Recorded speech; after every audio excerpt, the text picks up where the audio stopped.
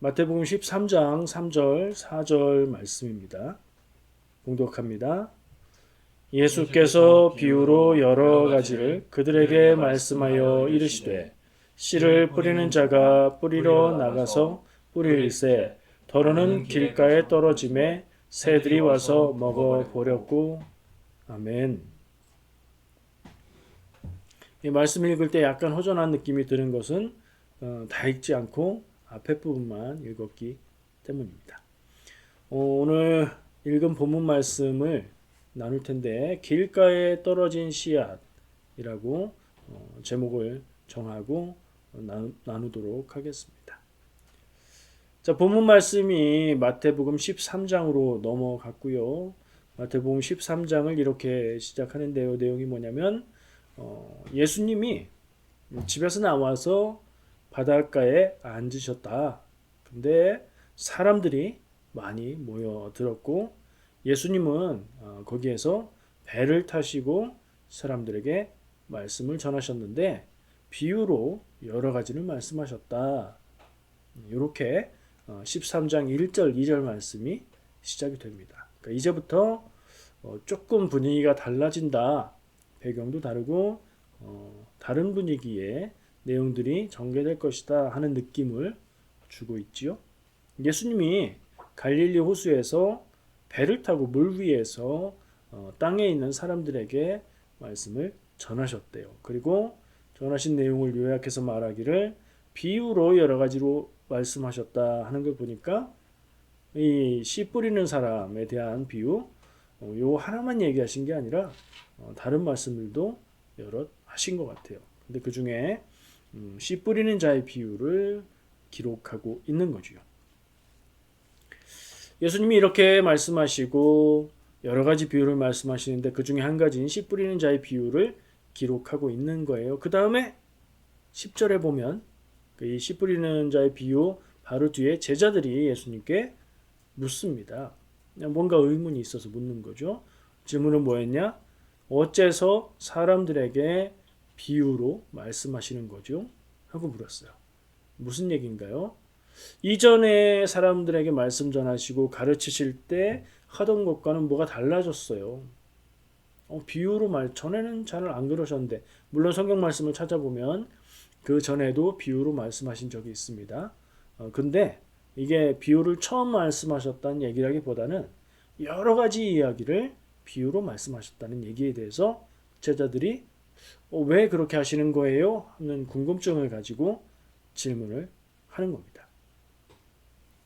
요 말씀이 배경을 언급하듯 짧게 넘어가고 있지만 이 기록을 통해서 우리는 생각을 해볼 수 있어요. 뭔가 변화가 일어나고 있구나. 전에는 비유만으로 거의 비유가 아니면 말씀을 전하지 않는 그런 분위기는 아니었었는데 이제는 여러 가지 얘기를 하시는데 제자들이 듣기에 사람들이 이 말씀을 알아들을 수 있을까? 물론 내용은 알아듣는데 그 말의 깊은 뜻을 알아들을 수 있을까? 우리도 예수님의 이전 말씀들을 들어서 그래서 알아듣는 정도인데 이런 느낌을 받지 않았을까? 그래서 예수님이 뭔가 다르시다. 전하고는 다르게 말씀을 전하신다는 느낌을 받았고 그래서 궁금해서 질문을 한다. 요 사실을 볼 때 우리가 그리고 예수님의 대답을 통해서 알 수 있는 사실이 말씀을 깨달을 사람과 깨닫지 못할 사람을 구분하신다는 그런 답을 하시거든요. 천국의 비밀을 너희에게는 허락하였으나 저들에게는 허락하지 않는다 하면서 어떤 사람들은 같은 말을 들어도 이게 무슨 말인지 내용은 알아듣지만 표면적인 내용만 알 뿐 그 속 의미는 알아듣지 못할 거고 그리고 어떤 사람들은 그 비유가 담고 있는 뜻을 알아들을 것이다 하는 그런 이야기로 말씀을 하시는 겁니다. 만약에 그렇다면요, 이 전개, 이 분위기 변화가 맞다면요, 이거는 사람들이 갈라지게 된다는 얘기고요. 사람들이 나누어진다면 예상할 수 있는 전개는 뭐죠? 갈등이죠. 편이 나눠지고 갈라지고. 그러니까 이제부터 예수님이 전하시는 말씀의 스타일부터 변화를 갖는데 본격적으로 예수님이 새로운 장으로 이제 들어가신다. 내용에 있어서도 본격적인 말씀들을 전하시겠구나. 그래서 알아듣는 사람들, 알아 못하는 사람들 사이에 뭔가 차이가 생기고 갈등이 생길 수 있고 그로 인한 어려움이 앞으로 전개되겠구나 하는 것까지도 짐작할 수 있게 만드는 그런 말씀을 기록하고 있는 거죠. 실제로 어떻습니까? 예수님의 공생의 사역이 진행되면 진행될수록 예수님께 대적하고 예수님을 함정에 빠뜨리려는 사람들이 찾아오고요. 갈등하게 되고 결국엔 그 세력들이 하나로 뭉쳐서 예수님을 십자가에 죽게 만드는 이야기로 전개가 되지요. 그런 것을 이제 서서히 느끼게 하는 그런 말씀이다. 여기까지 생각해 보다 보면 이 비유의 의미가 지금 제가 내용은 안 전했습니다만 우리가 다 알고 있는 씨 뿌리는 자의 비유. 근데 우리는 어쩐지 씨 뿌리는 사람이 중요하지 않고 씨가 뿌려져서 떨어지는 땅이 중요하다는 이미지를 갖고 있는 그 이야기의 의미와 연결되는 듯한 느낌을 받습니다. 제가 지금 이 서론으로 배경을 삼아서 말하는 이야기들이 앞으로 뭔가 변화가 일어나고 어떻게 전개될 것이라는 것을 암시를 하고 있다. 그러는데 말씀을 전해도 듣지 않는 사람, 오늘 비유에서 다룰 내용이고요. 듣고도 깨닫지 못하는 사람, 말씀을 듣고 따르다가 떠나는 사람, 그리고 끝까지 따르는 사람들이 있을 거다. 앞으로. 그리고 또 오늘 나오는 내용인데 새처럼 복음 전파를 방해하는 자들, 씨가 땅에 떨어졌을 때 그 씨를 먹어버리는 새들이 나오잖아요. 방해하는 자들도 있을 것이다. 그러니까 이 비유 말씀 내용하고 이 분위기에 전환하고 맞물리는 느낌도 저는 받게 되었습니다. 자, 그런 분위기를 배경으로 하고 이 비유 말씀의 첫 부분을 나누려고 합니다. 이렇게 한다는 건 앞으로 몇 주간 한 비유를 조각조각 잘라서 나누도록 하겠다. 그런 얘기인 거죠. 자, 무슨 얘기를 할 거냐? 두 가지 이야기를 하겠습니다. 씨 뿌리는 자. 왠지 우리는 씨가 뿌려지는 땅에 대해서 중요하게 받아들이고 있지만 왠지 성경은 이 이야기의 앞부분부터 이건 씨 뿌리는 자에 대한 얘기다. 예수님의 말씀이 씨를 뿌리는 자가 씨를 뿌리러 나가서 라고 전하고 있죠. 그래서 우리는 좀 밸런스를 맞춰야 될 필요가 있습니다. 나에게 가깝게 다가오고 나에게 의미 있게 다가오는 그 의미, 그 중요하지요. 그것만 중요한 것이 아니라 이 텍스트가 본문이 성경 말씀이 강조하고 있는 부분이 보인다면 그 부분도 우리는 중요하게 볼 필요가 있다. 그래서 성경 본문이 강조하고 있는 그리고 예수님이 당대에 말씀하셨을 그 말씀 가운데 강조되는 초점을 놓치지 않으려는 노력, 씨를 뿌리는 자를 봐야 된다 이겁니다. 자, 우리는 이 말씀을 읽을 때, 이 비유를 읽을 때 성도들이 전도하는 것에 대한 비유다 이렇게 이해를 합니다. 그런 해석을 많이 들으셨을 겁니다. 근데요, 그렇게 해석도 할 수 있고 그렇게 적용도 할 수 있지만 비유는요, 딱 한 가지 100% 맞는 그렇게만 해석해야 되는 정답이 없습니다. 비유잖아요. 이야기를 통해서 전하고자 하는 바를 전해주시는 건데 특히 예수님이 전하시는 비유는 거의 완벽합니다. 이렇게 묵상해보고 저렇게 적용해보고 이런 측면에서 보고 저런 측면에서 봐도 다 하나님의 말씀과 뜻과 예수님이 전하시는 의미가 새롭게 드러나는 그런 특징이 있습니다. 자, 그래서 제가 씨를 뿌리는 자를 강조하는 입장에서 보면 성도들이 우리가 내가 전도하는 이야기다 라고 받아들이기 전에 씨 뿌리는 자를 중요하게 생각하고 씨 뿌리는 자가 누군가 질문할 수 있어야 됩니다. 이해가 되시죠? 씨가 나한테 뿌려져서 내가 어떤 밭이냐 이것도 중요하지만 씨 뿌리는 자가 누구고 그가 뿌리는 씨는 무엇인지 이거부터 우리 들어가야 된다는 얘기예요. 제가 생각해 봤습니다. 생각해 보니까 아주 간단하게 처음 떠오르는 두 가지 적용이 있습니다. 첫 번째, 씨 뿌리는 자가 누구겠어요? 예수님이다. 예수님이 씨를 뿌리신다. 그러면 쭉쭉쭉 연결되죠. 예수님이 사람들에게 말씀을 전하시는 것이 씨 뿌리는 것. 우리가 기존에 갖고 있는 이해랑 달라지지 않습니다만 이 강조의 초점만 옮기는 거예요. 자, 첫 번째 적용은 이 씨 뿌리는 자가 예수님이다. 두 번째 적용할 수 있는 건 나다. 씨 뿌리는 자가 나다. 내가 하나님의 말씀을 뿌려? 하잖아요. 전도하잖아요. 복음을 나누잖아요. 그러니까 그런 입장에서 생각할 수 있지요. 전도하는 이야기로 내가 전도하는 이야기 혹은 성도가 전도하는 이야기로 우리가 적용해서 두 가지 적용이 가능하다. 이런 생각을 해봤습니다. 비유는 이렇게 여러 가지 해석이 가능하기 때문에 예수님의 말씀처럼 들어도 깨닫지 못하고 혹은 다른 본문의 의미와는 또 다른 나만의 주관적인 그러니까 내 마음대로 해석을 할 위험성이 있습니다. 그러니까 비유의 해석은 그래서 이단들이 애용하는 해석이기도 합니다. 제가 권면하고 싶은 것은 비유에 대한 해석과 적용을 내가 읽고 처음 떠오르는 그 한 가지로 고정하지 마라. 혹은 내가 누군가에게 듣고 배워서 머릿속에 콱 박힌 그거 한 가지로 고정하지 말아라 라고 권면을 드리고 싶습니다. 그렇게 볼 수도 있고 그렇게 본다면 이런 적용이 가능하고 다만 아무렇게나 갖다 붙여도 된다? 그렇지는 않습니다. 깊이 생각하고 다각도로 적용해보고 이게 가능한 해석인지를 확인해야 됩니다. 그래서 사람들마다 가지고 있는 선입견을 따라서 말씀을 읽을 때에 첫 번째 떠오르는 생각 그것만 붙들고 가면 다른 걸 놓칠 수 있다는 걸 기억해야 합니다. 자, 다시 말씀으로 가볼게요. 이번에는 원어로 한번 볼까요? 제가 지금 뭘 강조하고 있죠? 씨 뿌리는 자. 이 말은 헬라어겠죠. 마태복음 신약이니까 호 스페이론이라는 말이에요. 호는 관사고요. 스페이론이 씨 뿌리는 사람이라는 말이에요. 그래서 어떤 특정한 사람을 지칭하는 말이 아니라 일반적인 씨 뿌리는 농부를 이야기하는 겁니다. 일반적인 농부를 이야기하는 거니까 이건 정말 그야말로 비유인 거예요. 농사짓는 여러분들이 농사짓는 사람이 씨 뿌리는 거 봤죠? 그 장면을 그냥 떠올리시면서 이해하고 적용하면 됩니다. 라고 말씀하시는 거라는 거죠.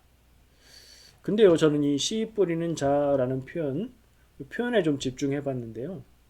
이게 우리가 귀에 자꾸 들어서 익숙하지요. 근데요, 다시 생각해 보면 굉장히 낯선 표현이라는 생각이 들어요. 여러분은 어떤지 모르겠어요. 저는 낯섭니다. 왜냐하면 농사 짓는 분들이 씨를 이렇게 뿌리는 걸 저는 본 일이 없기 때문입니다. 제가 본 농사의 장면은 뭘까요? 한국에서 한국 사람들이 농사 짓는 모습이었겠죠. 저 시골 살아서 제가 직접 농사를 하진 않았지만 농사 짓는 모습을 늘 봤습니다. 근데 한국 분들은 씨를 뿌리거나 던지거나 하지 않아요. 어떻게 합니까? 일단 씨를 뿌린다 그러면 농사 짓는다라는 말을 했을 때 떠오르는 쌀 농사가 아닙니다. 그렇죠? 쌀 농사는 논에다가 씨를 뿌리지 않고 씨를 발화시켜서 키워낸 그 모를 정성스레 이렇게 논에 심지요. 일단 그 그림은 아니라는 생각을 할 수 있고요. 그러면 밭에다가 씨를 뿌린다는 얘기구나. 근데 여전히 한국의 농사하는 장면에서는 씨를 뿌리지 않아요. 일단 밭에 씨를 심을 때는 정성이 들어갑니다. 한국의 농사는. 한국 농사의 특징이 정성을 다해서 농사 짓는다는 거예요. 밭을 갑니다. 깨끗하게 갈아냅니다. 돌도 골라내고 다른 이물질들도 다 빼내고 깨끗하고 부드럽고 그 땅 상태가 그렇게 되게 만들죠. 그리고 그 이전에 이미 거름이나 비료를 뿌려놔서 그것들을 잘 섞어줍니다.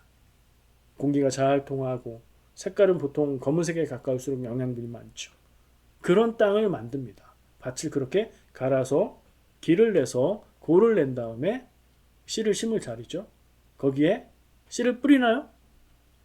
여러분 한국에서 농사 지을 때 씨를 뿌리는 거 본 적 있어요? 전 없는 것 같은데 무슨 얘기냐? 씨를 정성껏 하나하나 혹은 두어 개씩 이렇게 자리에 맞춰서 줄을 맞춰서 심습니다. 왜 그렇게 정성을 들일까요? 한국에서 농사하는 분들은 왜 그렇게 그 조그만 짜투리 땅에다가 심어도 줄 맞추고 적당한 간격을 맞추고 땅을 잘 갈고 거름을 맞추고 왜 그럴까요?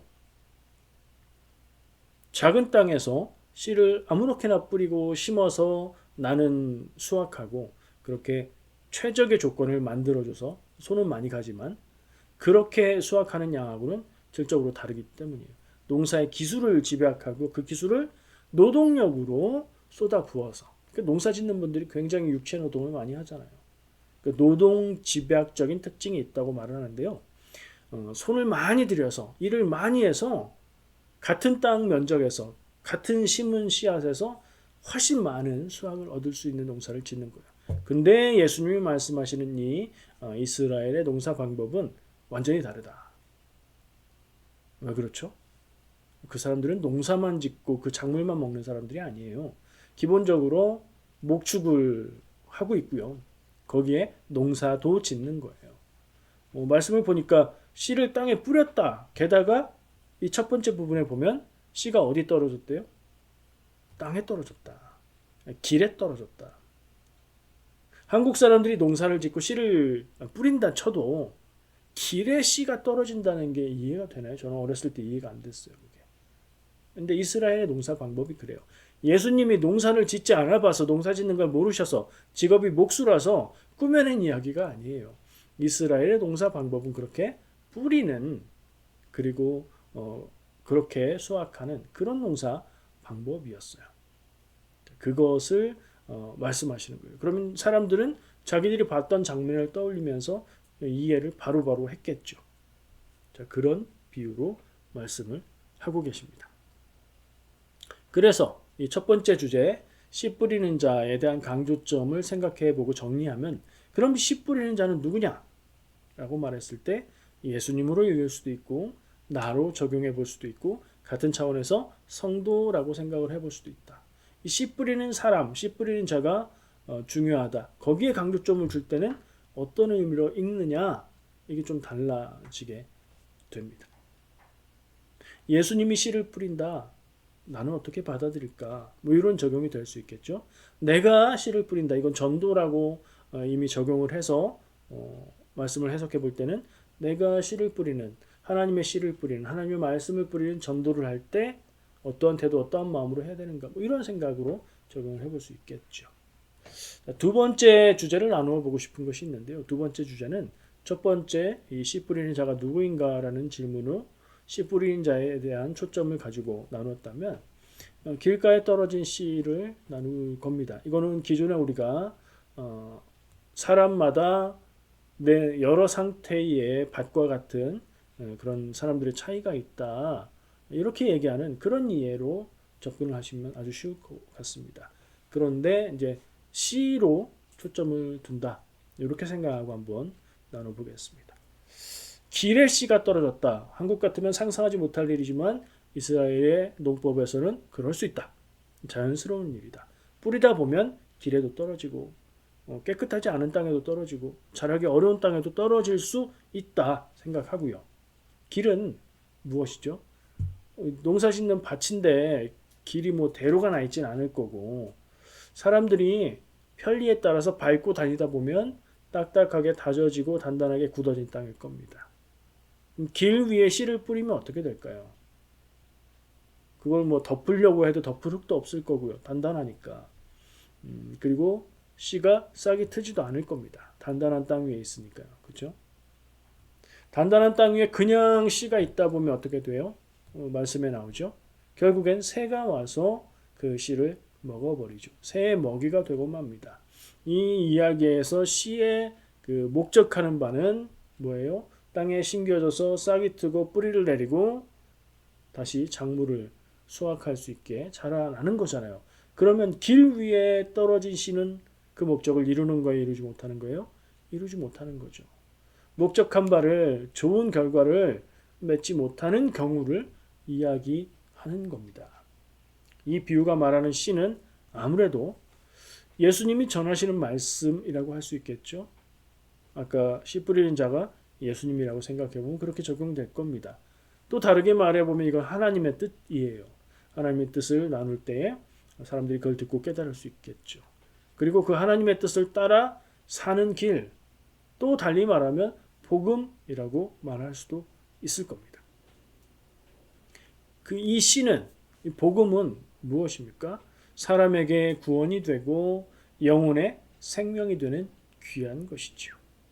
근데 이 귀한 것이 농부가 뭐 주머니에 넣든가 어디에 담든가 해서 이렇게 집어서 뿌리겠죠. 근데 씨의 차이가 있을까요? 차이가 있겠죠. 씨마다 똑같지는 않겠죠. 하지만 질적인 어떤 특별한 차이가 있을까요? 그러니까 좋은 땅의 밭에 떨어지는 씨와 안 좋은 땅에 떨어지는 씨가 차이가 있나 하는 질문을 해보는 거예요. 차이가 없습니다. 다 같은 씨입니다. 다 종자가 될 수 있는 그런 씨입니다. 근데 뭐가 달라요? 떨어진 위치가, 떨어진 곳의 상태가 다른 거지요.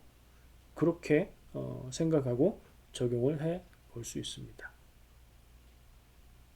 그러니까 이것을 밭에 뿌린다는 비유는 그러니까 뿌린다의 의미를 좀 부각해서 생각해 보면 땅의 상태에 관계없이 이만큼이 밭이다. 그러면 듣는 이의 그러니까 이 땅의 상태를 우리는 곧바로 바꿔서 듣는 이의 마음이나 태도, 생각이라고 적용할 수 있는데 그것에 관계없이 다 뿌리고 다 뿌려지고 다 주어진다. 공평하게 다 주어진다. 이런 의미로도 우리에겐 다가올 수 있죠. 단단해서 싹이 트지 않을 땅이든 싹이 쉽게 나지만 자라기 어려운 땅이든 싹이 잘 나고 뿌리를 잘 내고 잘 자랄 수 있는 땅이든 똑같은 질에 양질에 하나님의 말씀에 뿌려진다. 이거 뭐가 떠오르는 말씀입니까? 이렇게 적용해 보면요. 저는 이제 떠오르는 것들이 있는데 여러분들도 아마 떠오르실 겁니다. 근데 성경 말씀도 떠올랐습니다. 마태복음 같은 책이죠. 5장 45절 말씀 읽어드릴게요. 이같이 한즉 하늘에 계신 너희 아버지의 아들이 되리니 이는 하나님이 그 해를 악인과 선인에게 비추시며 비를 의로운 자와 불의한 자에게 내려 주심이라. 아멘. 하나님이 해를 비춰주시는데 햇빛을 주시는데 의인에게만 햇빛을 주고 악인에게는 햇빛을 안 주시는 거 아니고 비가 내리는데 의인에게만 비가 오고 악인에게는 비를 안 주시는 게 아니다. 하나님이 주시는 은혜는 모든 사람들에게 똑같이 주어진다. 라는 말씀이죠. 오늘 이 예수님의 비유의 말씀 밭에 씨를 뿌린다. 뿌리다 보니까 좋은 땅에도 안 좋은 땅에도 떨어지더라 하는 그 이야기를 해석하고 적용한 것과 맞아 떨어지는 부분이 있어요. 그렇죠? 하나님의 말씀, 하나님의 복음, 예수님을 통해서 전해지는 하나님의 백성의 살아가야 될 길, 그 은혜, 그것은 다 동일하게 주어진다. 그런데 아까 예수님이 왜 비유로 말씀하십니까? 질문했을 때 누구는 알아듣고 누구는 못 알아듣는다 말씀하신 것처럼 달라진다는 거죠. 결과가. 이 달라지는 결과의 차이는 어디서 오는 겁니까? 씨가 다르지 않다고 했죠. 땅이 다른 거죠. 땅이 다르다는 얘기는 우리가 쉽게 이해하는 바예요. 듣는 이의 생각, 마음 상태 그런 게 다른 거죠. 어떻게 받아들이느냐가 달라지면 예수님의 말씀이 진리의 말씀일지라도 그냥 튕겨져 나갈 수도 있고 아무 의미 없이 지나가는 얘기일 수도 있고 재밌게 웃고 마는 농담일 수도 있고 진리를 듣고 깨닫게 되는 귀한 말씀이 될 수도 있는 거죠. 하나님의 은혜가 모든 사람을 향하며 구원의 조건이 따로 없이 모든 사람에게 열려 있다는 것을 다시 한번 생각하게 합니다. 말들이 어디로 이제 흘러가는 느낌이 드시죠? 구원은 하나님이 예정하신 것인가? 아니면 사람이 선택하고 나갈 수 있는 것인가? 더 직접적으로 말해볼까요? 예정론이 맞냐? 선행 은총론이 맞냐? 그런 고민하고 맞닿아 있죠. 근데요, 예정론이 성경적이냐? 선행 은총이 성경적이냐? 둘 다 성경적입니다. 성경 말씀에 기록되어 있는 내용이냐? 아니면 성경 말씀을 근거로 해서 생각한 거죠. 그래서 그거에 절대적인 그 권위를 둘 필요가 없어요. 절대적인 권위를 둘 수 있는 텍스트는 뭐예요? 성경 말씀이에요. 장로교의 교리가 예정론이고 감리교의 교리가 선행 은총이라 하지만 정말 답은 성경 말씀, 하나님 말씀에서 찾는 거고요. 예수님의 이런 비유를 들으면서도 우리가 읽고 묵상해 볼 수 있는 거고요. 다시 한번 교리보다는 말씀이 중요합니다. 교단마다 교파마다 교리가 조금씩 다르고 강조점이 다를 수 있는데 그거에 우선해서 더 중요한 것은 그 원문인 거죠. 성경 말씀이 더 중요합니다. 그것을 어떻게 보느냐는 아까 얘기했던 대로 해석은 이렇게도 저렇게도 될 수 있다는 것을 생각할 필요가 있지요. 자, 두 가지 얘기를 이렇게 저렇게 나누었는데요. 그 적용을 한번 정리해 보겠습니다. 제가 앞에서 얘기한 두 가지 적용이 가능하다. 그걸 틀로 한번 나누어 보겠습니다. 씨 뿌리는 자를 예수님으로 보고 적용할 수가 있고 그리고 씨 뿌리는 자를 전도하는 사람으로 보고 해석하고 적용할 수 있다. 얘기했었죠. 첫 번째, 씨 뿌리는 자가 예수님이라면 말씀을 듣는 사람, 비유에서는 어떤 땅인가 그것이 내가 될 수 있겠죠. 예수님이 복음의 말씀을 뿌린다. 나에게 들려주신다. 내가 듣는다. 그리고 아까 그 열매의 차이는 어디서 오는가? 땅의 차이, 내 밭의 차이, 내 마음, 내 내면, 내 생각의 차이가 그것이 어떻게 열매를 맺을까를 결정하겠구나. 내가 예수님의 말씀을 들을 때, 내가 성경 말씀을 읽을 때, 내가 설교 말씀을 들을 때 그것이 어떻게 될지가 어디에 달렸나? 내 상태에 달렸구나. 저는 그런 적용을 해보게 됩니다. 비유로 보면 씨가 내 마음밭에 뿌려졌을 때 그것이 다른 땅에 떨어진 씨와 다 같은 씨라고 생각한다면 땅의 상태에 따라서 싹을 틔우지 못할 수도 새가 먹어버릴 수도 있지만 반대로 싹을 내리고 뿌리를 내려서 잘 자라서 열매를 맺게 될 수도 있다. 차이가 있다. 차이는 뭐냐? 내가 차이가 있을 수 있다. 그러니까 듣는 사람의 마음과 태도와 영혼의 상태가 중요하구나 하는 것까지 적용을 해보게 됩니다. 이 적용을 묵상할 때 우리는 나 자신의 상태를 되돌아보며 질문할 수 있습니다. 나와 내 마음과 나라는 땅은 어떤 상태인가? 말씀을 싹 틔우고 뿌리 내려서 열매 맺게 할 수 있는 그런 상태인가? 아니면 오늘 말씀에 나온 것처럼 길처럼 단단하게 굳어버려서 예수님의 말씀을 들어도 들리지 않는 그런 상태인가? 좋은 상태라면 어떻게 해야 될 것이고 듣고 열매 맺으면 되죠. 좋지 않은 상태라면 어떻게 해야 될 것인가? 내가 원하고 바라는 것은 어느 것인가? 그렇게 가려면 나는 무엇을 어떻게 해야 될 것인가? 질문해 볼 수 있습니다. 이런 적용이 더 직접적일 것 같습니다. 요즘에 교회 가고 예배 드리는 게 전 같지가 않다 이런 느낌이 들 때가 있을 겁니다. 예배는 드리는데 설교가 잘 들리지 않는다. 그런 표현들 많이 하죠. 예전보다 기쁨과 감사가 줄었다. 이런 상태가 우리를 가끔씩 찾아옵니다. 이렇다면 뭐가 문제인지 좀 찾아야 될 거 아닙니까? 그때에 생각해 볼 수 있는 방향이 내 밖에 무엇인가 문제가 있을 수도 있겠지만 더 먼저 챙겨야 될 것은 내 내면을 돌아보는 겁니다. 나의 영혼의 상태를 돌아보는 겁니다. 내가 어떤 상태인가 묻는 겁니다. 이거는 뭐 설교가 은혜가 안 된다, 잘 안 들린다, 교회 가는 게 힘들다 이렇다고 해서 내가 신앙이 잘못된 상태야, 내가 병들었어 이런 적용을 얘기하는 게 아닙니다. 내가 잘못됐다는 말이 아니고요. 혹시 내가 몸이 아프거나 힘든 건 아닌가? 아니 말씀이 들리고 안 들리고 얘기하는데 왜 몸 얘기? 쉽게 적용할 수 있습니다. 사람이 몸이 아프면 마음도 흔들리고요. 마음이 연약해지고요. 내 아픈 거에 집중하게 돼서 중요한 것들을 뒤로 미루게 될 수 있거든요. 내가 어디가 아픈 건 아닌가 생각해 봐야 돼요. 만약에 그게 뭐가 있다. 그거 해결해야죠. 그러면 나아질 수 있는 거예요. 내가 마음이 지쳐있는 상태는 아닌가? 사람은 힘들어? 물어보면 괜찮아 라고 대답하는데 실제로는 힘든 상태인 경우들이 많습니다. 근데 자기가 힘들어도 힘든 줄 몰라요. 몸에 무슨 입병이 난다거나 몸살이 난다거나 해야 내가 힘든가 보다. 그때서 생각하는 경우가 많습니다. 근데 오늘 얘기한 대로 그런 증상들이 나타난다. 신앙생활 관련해서 은혜가 안 돼. 뭐 이런 느낌이 다가온다 그러면 점검해 봐야 돼요.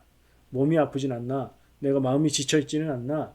내가 근심 걱정에 쌓여서 스트레스를 많이 받고 있는 상태는 아닌가? 잠깐 멈춰서 뒤돌아보고 내 안을 돌아보고 점검해 볼 필요가 있다. 그러면 잘하면 은혜를 회복할 수 있다.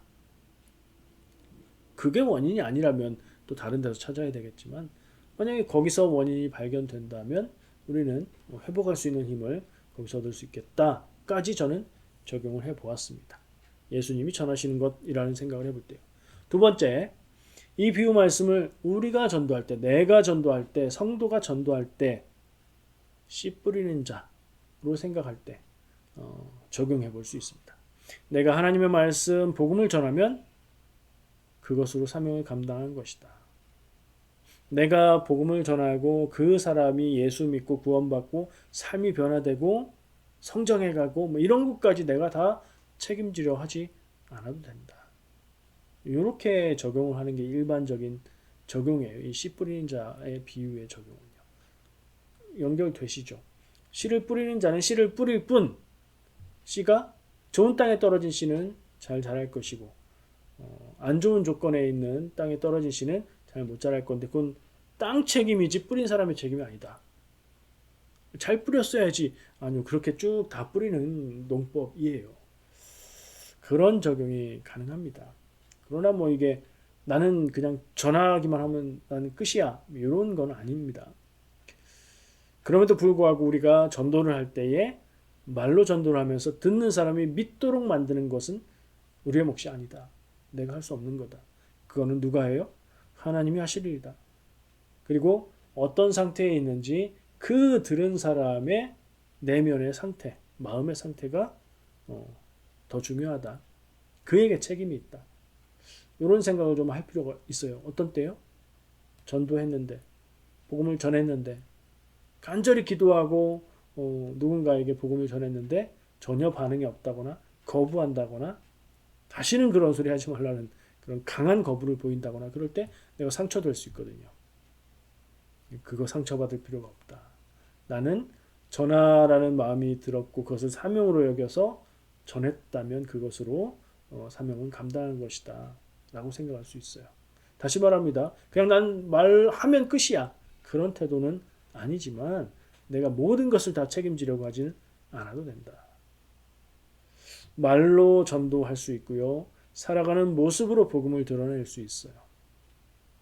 근데 말로 전한 복음 전파가 힘을 갖기 위해서 사실은 내가 더 마음 쓰고 집중해야 되는 게 있는데 내가 그 복음을 따라서 살아가고 있는 상태여야 합니다. 내가 믿지도 않고 내가 공감하지도 않지만 훈련받고 암송한 대로 가서 전한다. 그거로도 열매 맺을 수 있지요. 그러나 내가 정말 그렇게 살고 내가 그렇게 느끼고 내 모습에서 그런 것들이 드러나고 있으면서 복음을 전할 때 그 전하는 게 더 힘있고 능력이 있겠지요. 그러니 내가 더 말을 잘하고 내가 더 친절하게 하고 더 좋은 논리를 가지고 전해서 믿게 만들어야지 욕심을 내는 것보다 더 투자할 것은 내가 정말 전하고자 하는 그 말씀과 복음을 따라서 살고 있느냐 여기에 집중할 필요가 있다는 생각을 하게 됩니다. 아까 씨 뿌린다고 얘기했을 때 그 뿌리는 씨가 다 똑같다. 근데 완전히 다 똑같을 수는 없겠죠. 종자로 이렇게 준비해 놨어도 어떤 것들은 생명이 없는 씨가 있을 수도 있고 어떤 것들은 뭐 돌멩이들이 모래들이 섞여 들어가서 씨가 아닌 것일 수도 있겠죠. 씨 뿌리는 사람은 다 뿌리는 거예요. 그러면 제가 집중하고자 하는 부분은 뭐냐면 내가 뿌리는 이것이 복음의 씨앗이 되게 살아야 된다는 얘기예요. 다른 이물질들이 섞여서 모래를 씨로 알고 뿌리면 씨가 아닌 것을 뿌리면 그러니까 복음이 아닌 것을 전하면 소용없다. 상태가 씨는 씨인데 생명이 없어 죽어버린 씨를 뿌리면 소용이 없다. 우리는 씨를 잘 뿌리는 것에 집중해야 되고 그 씨를 좋은 씨를 유지하는 것은 전하는 자의 삶이 믿음 안에서 진실하게 그 복음을 살아내고 있어야 된다. 복음을 산다는 게 무슨 말일까요? 이건 좀 여러분들이 스스로 깊이 생각해 보시기 바랍니다. 예수 믿으면 구원받는다가 복음. 예수는 누구고 구원은 뭐고 예수 믿는 건 무엇이고 구원받는 건 무엇이고 점점 더 깊이 묵상하시면서 성경 말씀이 전하고 있고 하나님이 우리에게 주시는 그 말씀이 내 안에 살아있을 때 내가 그 삶을 살아가고 있을 때 내가 전하는 내 입술의 전도가 내 삶의 전도가 능력이 있게 될 줄 믿습니다. 그럼 이 적용의 끝은 이거죠. 내가 복음을 따라서 살고 있는가? 나는 복음을 믿으며 살고 있는가? 나는 하나님의 말씀을 정말 믿고 그것을 따라 살고 있는가? 이런 질문을 해볼 수 있는 것 같습니다. 왠지 결론으로 가니까 두 개가 다 맞닿아 있는 듯한 느낌이 듭니다. 우리가 살면서 전도를 어떻게 하는지 모르겠습니다. 어떤 분들은 열정을 가지고 많이 뿌리는 분들도 있고요. 어떤 분들은 정말 사랑하는 누군가를 생각하면서 그 한 명을 위해서 기도하면서 시간을 쓰고 마음을 쓰고 전도할 수도 있겠지요. 혹시 내가 누군가를 전도하기로 마음 먹고 기도하고 정성을 들이고 전도했는데 좋은 결과가 안 보일 때에 우린 다시 한번 생각하고 오늘 말씀을 생각해 볼 수 있을 겁니다. 열매를 맺는 것은 하나님이 하실 일이라는 것을 생각해야 되고요. 거부하는 이에게는 어쩔 수 없다. 그것까지 생각해야 되고요. 근데 그게 실패가 아닐 수 있다는 생각까지 하셔야 됩니다. 당장 내가 복음 전했을 때 열매 맺지 않아도 실패가 아닐 수 있다. 나중에 열매 맺을 수도 있고요. 그 사람이 한 번의 전도로 열매 맺게 되는 사람이 아닐 수도 있어요. 여러 번의 전도와 여러 오랜 기간의 시간이 필요한 사람인데 그 중에 한 번을 내가 감당한 것일 수도 있습니다. 그 계획은 누가 세웁니까? 내가 이 사람의 10명이 전해되는 전도에 한 번을 내가 감당하겠다. 그런 계획을 세우는 건 아니잖아요. 하나님이 그리시는 그림에 내가 그 사명을 감당하는 것입니다. 씨 뿌리는 자라는 말을 사명으로 여긴다면 우리는 복음을 알고 복음을 제대로 살아내는 것에 힘써야 하는 줄 믿습니다. 이 두 가지 적용과 이 두 가지 적용의 끄트머리에 있는 결론들이 여러분들의 마음에 남길 바라고 여러분들의 삶을 이끌어가는 힘과 능력이 되었으면 좋겠습니다. 기도하겠습니다.